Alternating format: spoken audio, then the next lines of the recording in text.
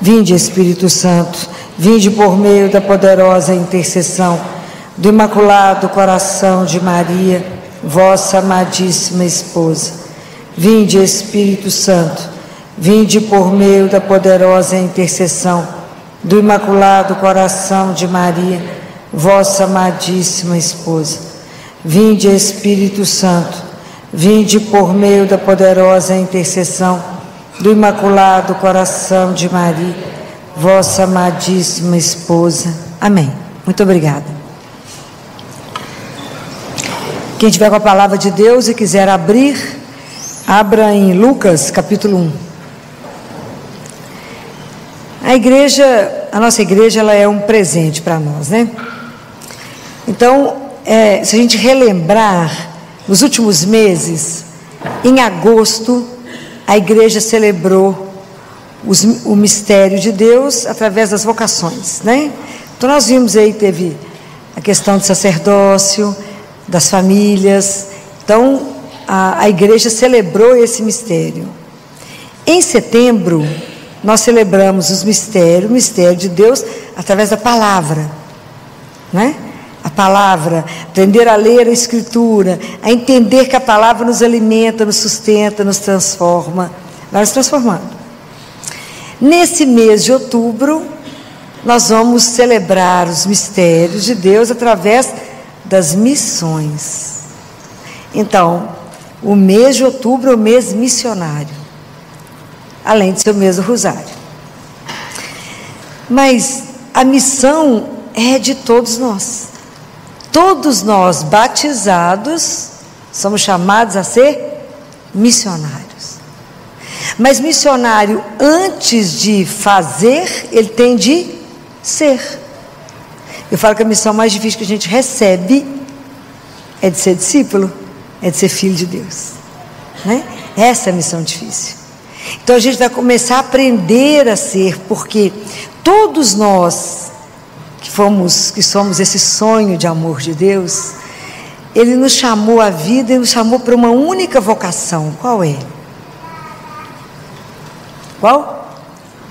A vocação de ser santos. Eu nem falo nesse assunto, Filó. É a vocação de ser santo. A nossa grande tristeza na vida deveria ser de não sermos santos. Então, ser santo é fazer bem tudo aquilo que Ele nos convida a fazer aonde estivermos, na família, no trabalho, na igreja, aonde estiver. Então, o próximo mês, o mês de novembro, a gente não celebra o dia de Todos os Santos. Está vendo como é que tem uma sequência? A gente que não presta atenção, mas nada é feito por acaso, né? Então, desperta para a missão, você é instruído, a gente é convocado para a missão para ser santo. É belíssimo isso, né? A gente que não presta atenção, vai levar na vida aquela correria, já todo mundo está preocupado com o Natal, não presta nem atenção, porque tem outras coisas aí acontecendo. Então é lindo como é que a gente precisa se formar pela palavra, como é que a gente precisa ter instrução no sentido de que eu tenho que escutar, aprender, ser transformado para ensinar, porque eu não posso dar aquilo que eu não tenho. A boca fala o que o coração está cheio. Então isso que nós temos que aprender. Por que nós vamos lendo essa palavra? Então Lucas, né, eu pedi que abrissem Lucas capítulo 1, porque Lucas descreve o perfil exatinho do discípulo. Exatinho.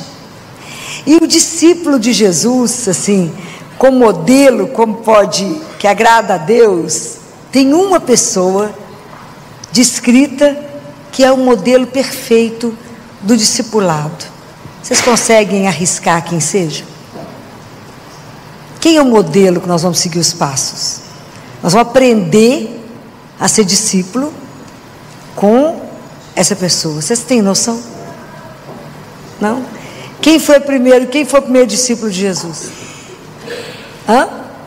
Maria, muito bem. O primeiro discípulo de Jesus foi Maria. Então nós vamos seguir os passos de Maria. Se a gente acompanhar a Bíblia, Maria falou 7 vezes. O povo fala pouquinho econômico, né, gente? Econômico. Então nós vamos escutar as 7 palavras de Nossa Senhora, para ver o que nós vamos tirar dessas palavras para o nosso caminhar, ok? Então, a primeira palavra de Nossa Senhora, Lucas capítulo 1, se vocês quiserem marcar, vai estar no versículo 34. Quando o anjo anuncia a Maria que ela vai ser mãe do Filho do Altíssimo. Então Maria disse ao anjo: como é que vai ser isso se eu não conheço homem algum?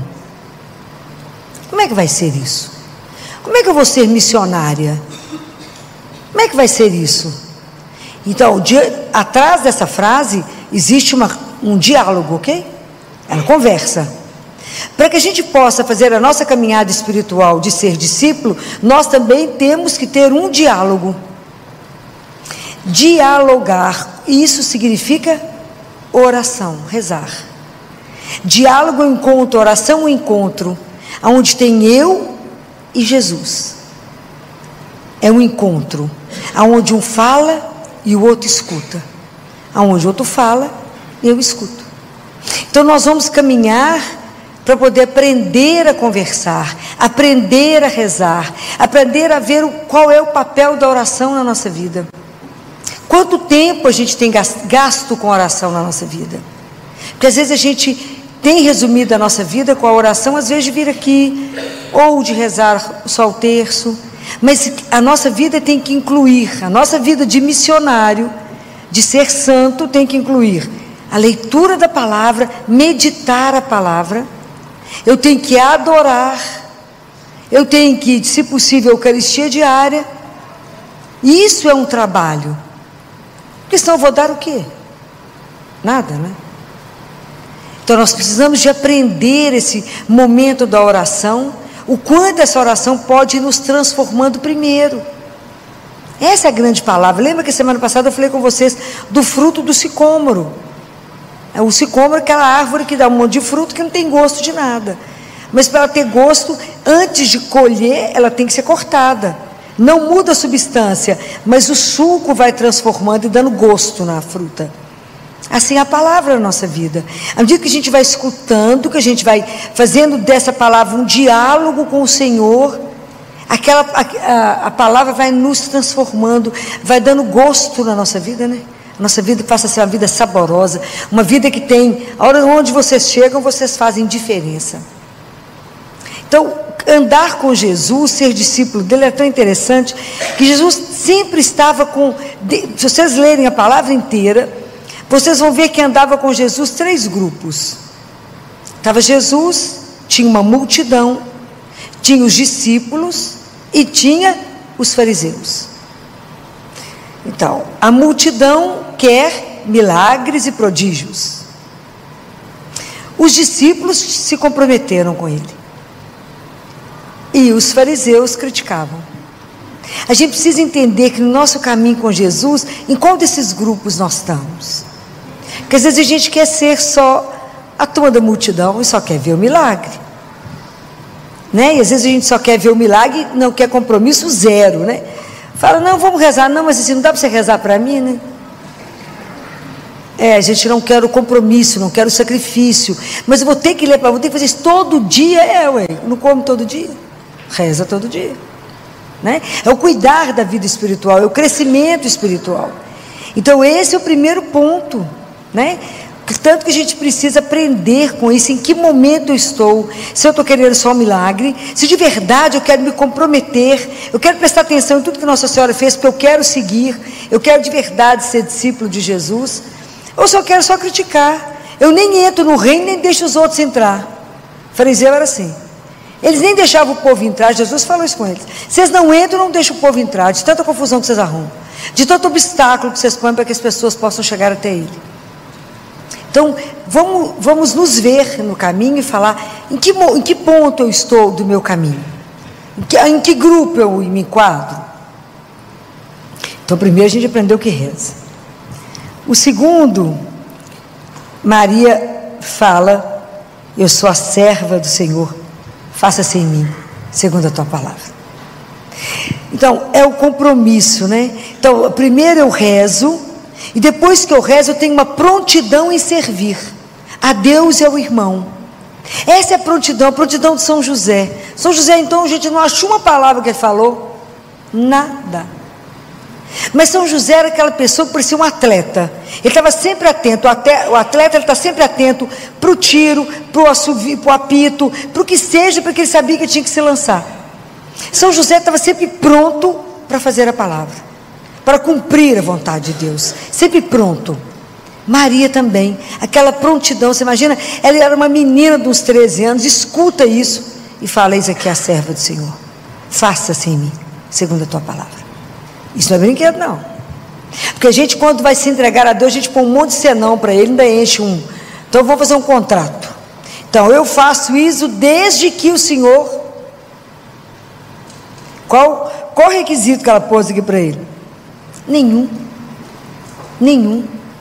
Imagina, era uma menina, ia ficar grávida do Filho do Altíssimo. E ela obedeceu. Fico pensando que ela nem foi contar para José, e ela estava noiva, né, gente? Naquela época ela funcionava assim, o casamento era assim. E ela já estava prometida a José. Só que eles assinavam um contrato. Quando que Maria ia para a casa de José? Depois que ele construísse a casa, igualzinho hoje. Hoje o povo começa a namorar, já vai para a casa do moço, já leva tudo. Fala: menina, mas você acabou de conhecer ele. Não, já foi para lá. Não é assim. Primeiro ele constrói a casa. Aí depois ela ia em procissão, ia os pais levando Maria, e os amigos, era o dia da festa, entregava ela lá. É igual hoje. Então Maria já estava prometida. Você imagina, ela não sabia como é que José ia entender isso. E ela teve que entregar tudo. Porque uma razão, ela podia inclusive ser apedrejada, ela sabia da lei. A mulher que engravidasse antes de casar, ela era apedrejada, até a morte. E ela sabia dos riscos.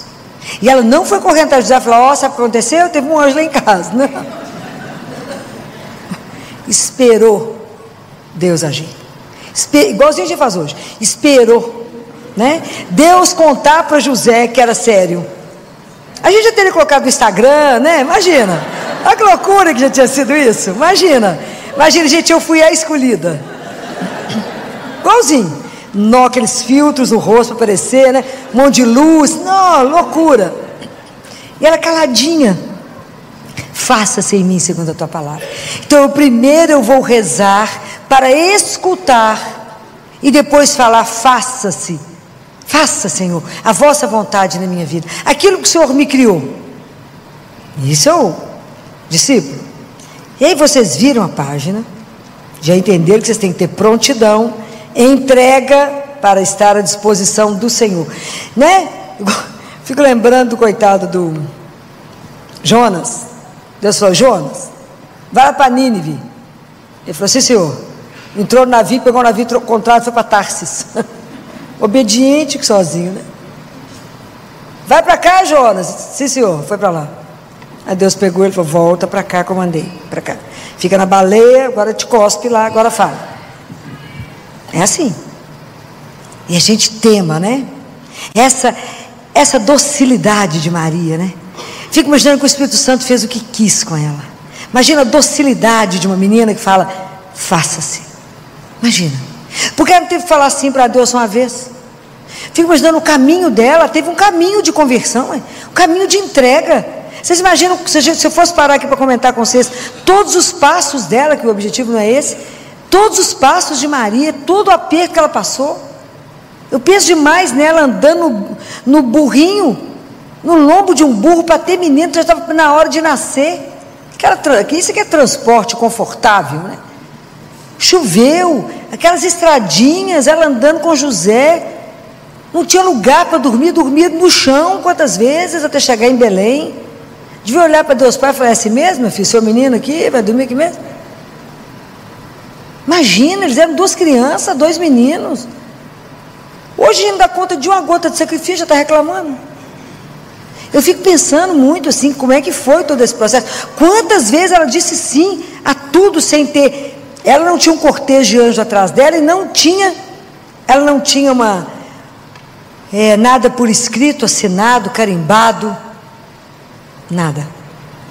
Foi o que o anjo falou e acabou. Isso é brinquedo, né? Então imagina o que a gente precisa aprender na nossa caminhada de fé. Por isso a oração, ela é tão fundamental para o segundo passo, que é a entrega. Porque é a oração que vai nos transformando. Quanto mais vezes eu comungar, mais eu serei transformada. Quanto mais vezes eu adorar, mais eu serei transformada. Vocês não tenham dúvida disso. A gente não vai fazer uma relação sólida com Jesus vendo ele de vez em quando. É diarinho. E aí Maria, o terceiro passo, a terceira palavra dela, é quando ela vai lá encontrar com Isabel. Que o anjo falou com ela que Isabel estava grávida. Então ela vai lá e encontra com Isabel e ela fala: a minha alma engrandece o Senhor, e o meu espírito exulta em Deus, meu Salvador. O quanto é difícil na nossa vida a gente aprender a agradecer a Deus por tudo que acontece. Em geral a gente agradece aquilo que é bom e reclama quando as coisas não saem do jeito que a gente quer. Quem reclama, clama duas vezes. Pensaram nessa palavra? Se eu reclamo, eu clamo duas vezes. Quem agradece, quem passa a ter gratidão, atrai graças e bênçãos para você e para sua família. Aquele que reclama, puxa o que não presta para sua casa. Guardem isso, que isso é bíblico. O murmurento atrai o que não precisa. Então, eu sei que não é fácil a caminhada com Deus, com Jesus, e aprender com Ele, aprender dessa relação, ser grato por tudo que Ele dá. Seja chuva, seja sol, seja alegria, seja tristeza, seja saúde, seja doença, a tudo dar graças. Ô luta! É um aprendizado na nossa vida não ser murmurento, mas aprender a ter gratidão. A gratidão não é uma coisa, uma virtude do ser humano. A gente é reclamão mesmo. Então aprender, ser transformado. Pensa na fruta que vai cair no suco para transformar. É isso, aprender a agradecer a Deus. Aprender a agradecer por tudo. Aprender a fazer da nossa vida uma ação de graças. Né? Maria, quando recebe a notícia, ela sai e vai em direção a Isabel para servir. Compreende? Então, ela já tinha escutado, ela ficou pronta, ela agradeceu e se colocou a serviço. O Rio Jordão, ele é chamado o Rio da Vida, porque por onde ele passa, onde ele vai desaguando, ele da Galileia para baixo, ele vai gerando vida, vegetação e peixe. E ele deságua, acaba no Mar Morto. É morto porque fica parado nele mesmo, em si mesmado. Ele só retém os minerais, ele não dá nada. Compreende? Às vezes na nossa vida a gente é em si mesmado, a gente não dá nem uma roupa velha rasgada, quanto mais uma palavra, quanto mais um alento a alguém, quanto mais um abraço a alguém. Então aqui a vida de Maria foi colocada a serviço. Nós estamos aqui para fazer da nossa vida uma ação de graças. Obrigada, Senhor, porque o Senhor me criou, cheio de dom e talento, e o que eu posso fazer com isso para o outro, para Deus e para o outro. É isso. Aprender a não reter, mas desaguar. E isso é belíssimo, né? Belíssimo. Então nós já aprendemos alguns passos com a Nossa Senhora. E o outro passo, a outra fala dela, está em Lucas, agora pula lá para o capítulo 2, no versículo 48, quando Nossa Senhora perde Jesus. Um dia muito fácil, né? Quando eles subiram a Jerusalém, e Jesus tinha 12 anos de idade, ele podia seguir Nossa Senhora ou podia seguir São José. E um achou que estava com o outro, depois que andaram, um dia descobre que ele não estava lá. Aí tem que voltar para procurar esse menino. Quando eles chegam no templo e encontram Jesus, essa frase de Nossa Senhora é um encanto que ela disse: olha que teu pai e eu, aflitos, te procurávamos. Ela começa assim: meu filho, por que agiste assim conosco? Olha que teu pai e eu, aflitos, te procurávamos. Então olha que interessante, quando a gente começa a ser transformado, a ser discípulo de Jesus, como é que o nosso olhar vai mudando. Então a gente aprende, Nossa Senhora que procurava pelo Filho que era Deus, então a preocupação com as coisas de Deus, mas ela tinha uma preocupação imensa com a preocupação de São José. José estava preocupado. Imagina, a grande protagonista ali depois de Jesus era ela. Ela podia ter chegado igual a gente chega, com o menino e falar: menino, te mato que você fez isso com sua mãe. Porque a mãe já chega arrebentando. Ela se colocou junto com José e falou: teu pai e eu. Ela não se colocou à frente dele. Aqui tem a unidade da família, unidade do casal. Não tem um na frente do outro, tem os dois. Teu pai e eu estávamos aflitos. Não colocou que a dor dela estava maior. Ela não fez que drama que a gente costuma fazer, né? Vocês vão ver quando eu for embora, eu vou largar vocês tudo para trás. Vocês vão sofrer, vocês vão ver o que é mãe, né? É assim que as mães falam. Vocês vão ver o que é perder uma mãe na vida, né? Aqui Maria não. Teu pai e eu estávamos aflitos. Então vocês imaginem de verdade a preocupação com o outro, o olhar para o outro. Não se colocou acima dele, junto dele. E isso é uma coisa para a gente poder prestar atenção, que de verdade a gente tem que se preocupar uns com os outros. De verdade, nós não somos melhores uns que os outros, somos todos irmãos. Então quando eu estou fazendo meu caminho de conversão, o outro me preocupa. Se eu vejo uma tristeza no olho do outro, eu tenho que estar atento a ver o que está acontecendo com o outro. Se eu vejo que a situação do outro está apertada, não me custa nada ajudar.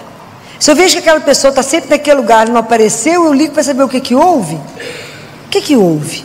Ou então eu vou lá e falo: o que está acontecendo que você não foi? Está precisando de alguma ajuda? Está doente? Precisa... A gente se preocupa com, a gente muda o olhar, né, pela sensibilidade de ver o outro. Então nós já aprendemos muita coisa aqui. Aí agora vocês vão lá para João. No Evangelho de João, no capítulo 2, lá nas bodas de Caná, Nossa Senhora, com um olhar atento ao outro, chega perto de Jesus e fala com ele assim: eles não têm mais vinho. Então, quando a gente passa a ter um olhar para o outro,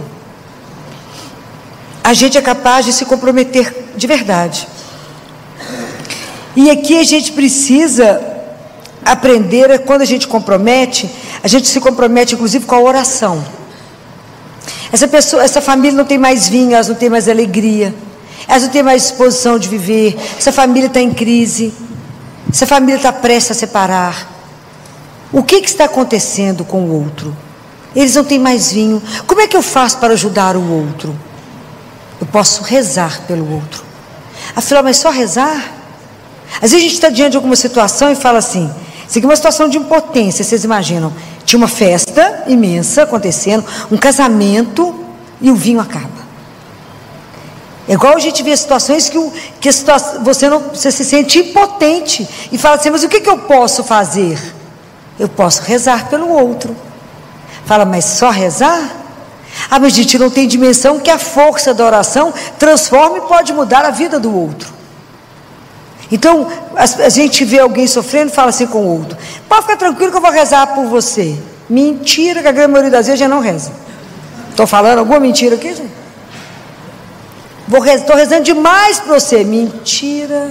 Mal rezou uma Ave Maria. Mas a gente precisa de verdade se comprometer. Porque é claro que se eu pego alguém doente e vou rezar por ele, claro que eu quero um milagre, quero que alguma graça especial aconteça, mas aquela graça pode não acontecer. Então eu fico lembrando muito de Padre Léo, que quando ele descobriu o câncer, o Brasil inteiro rezou por Padre Léo. E aí, quando ele estava muito, já fase terminal, que já estava no paliativo, ele fala: o Brasil inteiro rezou por mim, mas Deus não me curou no físico, porque eu sou terrível, minha alma é custosa, mas Deus curou a minha alma e me salvou. Então às vezes a gente quer a cura física, mas mais importante que a cura física é a salvação da alma de alguém. Hoje em dia a coisa que mais me preocupa é a salvação, é ter o direito de ir para o céu. Então quando lá no CTI, recentemente eles ligaram no domingo que uma criança estava para morrer e precisava do batismo, Falei com a médica que estava de plantão. Falei, Juliana, se a gente não pode devolver a saúde, então dá a essa criança o direito de ir para o céu, de voltar para casa. Então faça esse batismo direito para ele poder voltar para casa. Então isso é importantíssimo. A minha oração pode mudar a trajetória do outro. Mas é minha oração simples? Sim, é minha oração. Do jeito que eu sei, eu falo ajoelho e falo, Senhor, de verdade se importe com o outro. De verdade se interesse pelo outro. Santo Agostinho, num dos discursos dele, da hora da morte de Estevão, lembra quando Estevão foi apedrejado, foi o primeiro mártir, né? Que eles estão apedrejando Pedro, Paulo estava assistindo, que naquele momento ele era Saulo, lembra? Que matava, que os cristãos arrepiavam com Saulo, e Saulo estava assistindo a morte de Estevão. Ele não estava jogando pedra, mas ele estava assistindo a morte. E naquele momento Estevão reza e fala, pede perdão a Deus por eles e fala, Pai, perdoa, eles não sabem o que fazem. Santo Agostinho fala que essa oração de Estevão salvou a vida de Paulo, fez Saulo se transformar em Paulo, que essa oração dele foi importante. Se vocês já leram a vida de Glória Polo, quando ela é queimada por um raio, quando ela está diante de Jesus analisando a vida dela, Jesus fala com ela, sabe por que eu vou te dar a chance de voltar, Glória? Por causa desse irmão aqui, um homem simples da roça, que foi numa vendinha da roça comprar mantimentos, e o dono da venda embala os produtos com o jornal, e que o acidente dela tinha sido a primeira página do jornal. Quando ele vê o acidente, ele ajoelha e fala, meu pai, a minha irmãzinha, cuida da minha irmãzinha. Então ele fala, olha, Glória, a oração simples desse homem justo, piedoso, te dará a chance de voltar. Então não duvidem, a gente não precisa se preocupar, eu não sei rezar, é a intenção do seu coração, quando você se preocupa de verdade com o outro e fala, Senhor, cuida do meu irmão, dá uma chance para ele. Essa missão é nossa, nós somos missionários, a gente tem que ajudar os outros na oração, nós temos que ajudar aqueles que estão desanimados, perderam o ânimo, aqueles que estão caídos no caminho, ajuda, coragem, coloca de pé, fala, vamos. E às vezes a nossa oração simples, mas profunda de coração, pode mudar o outro. E aqui nas bodas de Caná, Nossa Senhora também fala uma outra coisa tão simples, né, gente? Tão simples essa palavrinha dela. Ela fala assim, fazei tudo o que ele vos disser. Oh, coisa simples. Simples demais, porque São Bento, se alguém aqui é adepto de São Bento, gosta de ler as coisas de São Bento me encanta. E a primeira regra de São Bento é assim, filho, escuta o mestre. Simples assim, porque o escutar está relacionado com obedecer. Essa é a questão, porque eu tenho que escutar a palavra de Deus, e a palavra de Deus tem que gerar na minha vida, é uma norma de vida que eu cumpro. Eu não posso escutar a palavra de Deus e fingir que ela não falou, foi comigo. Então quando eu escuto o Senhor falar assim, não julgueis, eu não posso sair da missa, olhar alguém ali, falar mal do outro, eu acabei de escutar. Enquanto essa palavra não virou regra para mim, ela não me transformou, não está servindo nada no meu caminho. Então não julgueis. Então quando eu escuto, então primeiro escuta, abre o seu ouvido para ouvir, não esse ouvido, o do coração, aprender a ouvir. E a última palavra do manual de São Bento é chegarás. Quem não escuta não vai chegar. Aonde? Nós estamos a caminho, né? Nós já falamos muito sobre isso. A gente vem do amor e voltamos para o amor. Então eu estou a caminho com Jesus para Jerusalém. Jerusalém é lugar de morte, filó, de sofrimento. Não, é lugar de ressurreição. É para lá que nós vamos ser transformados, nós vamos ressuscitar. Mas para me chegar à eternidade, para me chegar no céu, eu tenho que obedecer a palavra de Deus. Senão, meus queridos, não terá caminho. Então, aprender a obedecer. Como ela obedeceu, faça em mim, segundo a vossa palavra. Obedecer tudo o que escutou. Não é uma brincadeira. Então, primeiro eu tenho que aprender, fazei tudo o que ele vos disser. Quem obedece, chega. E a última palavra, vocês viram que nós já andamos essa palavra de Deus. A última palavra está em João também 19, que é quando Nossa Senhora ficou de pé diante da cruz. Ô luta! Permanecer de pé significa estar ressuscitado. É a atitude de quem ressuscita, é a atitude de quem confiou, e é a atitude de quem manteve a elegância. Eu sempre falei com vocês que Nossa Senhora é muito elegante. O que significa elegância segundo Zacarias?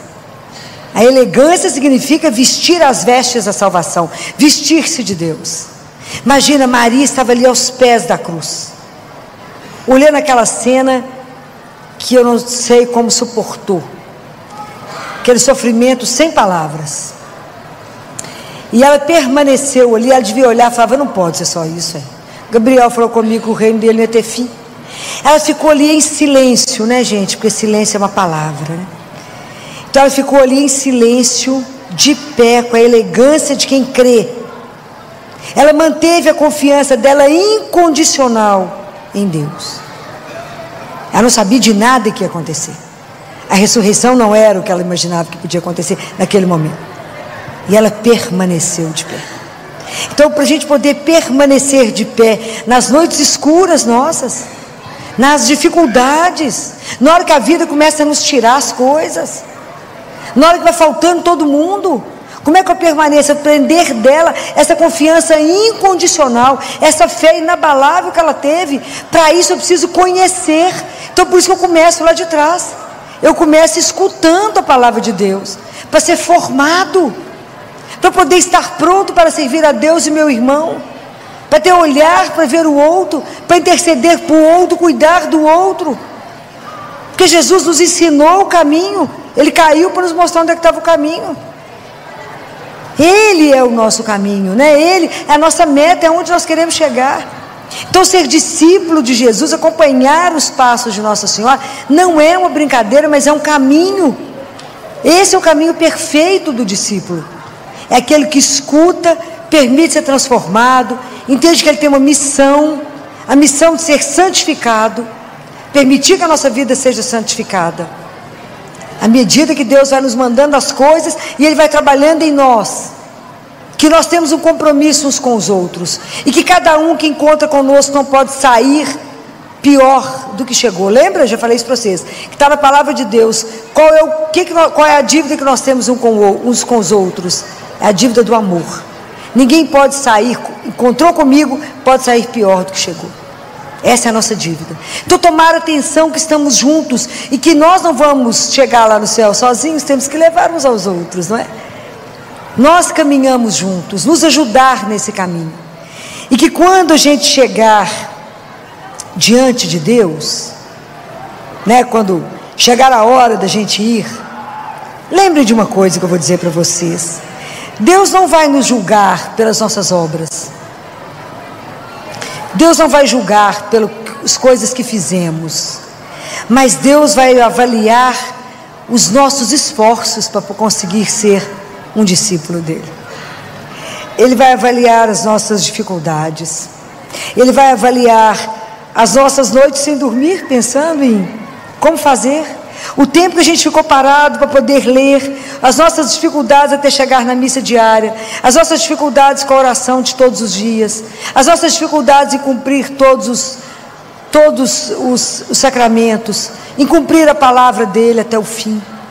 Deus vai nos avaliar pelos nossos esforços, para poder ser parecido com Ele. Porque ser igual a Ele, é impossível. Mas nós temos que desejar. A nossa vida é sempre o encontro da graça com a liberdade. Eu falo: Senhor, eu quero ser um discípulo. Eu não quero ser um fariseu que vai só criticar. Eu quero de verdade ser transformado. Eu quero de verdade. Então me ajuda. É o meu desejo da graça, da liberdade com a graça. Me conceda a graça por intercessão de Maria Santíssima. Que Nossa Senhora, né, nossa mãe das graças, Nossa Senhora das graças, possa interceder junto a Jesus na vida de cada um de nós nessa noite. Fala: olha lá, Jesus, quantos já acordaram para a consciência de que são missionários, e da vocação de todos de serem santos. E que ela nessa noite possa olhar para cada um de nós e dizer a Ele cada graça espiritual que nós estamos precisando e que nem a gente sabe, porque nós não somos capazes nem de saber o que a gente precisa para a nossa caminhada, mas ela, como nossa mãe, sabe de tudo que a gente precisa para a gente poder ser discípulo de Jesus e no final falar igual São Paulo, né? Combati o bom combate, guardei a fé, e agora eu vou receber de Deus a coroa imperecível, porque acreditei naquele que é o meu Senhor e que tudo pode. Então que a gente tenha nessa noite a coragem, a confiança, já temos um modelo, e vamos pedir a Nossa Senhora a intercessão dela na nossa vida, para nos fazer discípulos fiéis de nosso Senhor Jesus Cristo. Louvado seja aquele que nos ama, que nos conduz a cada dia e nos permite estar aqui. Louvado seja o nome de nosso Senhor Jesus Cristo. Para sempre.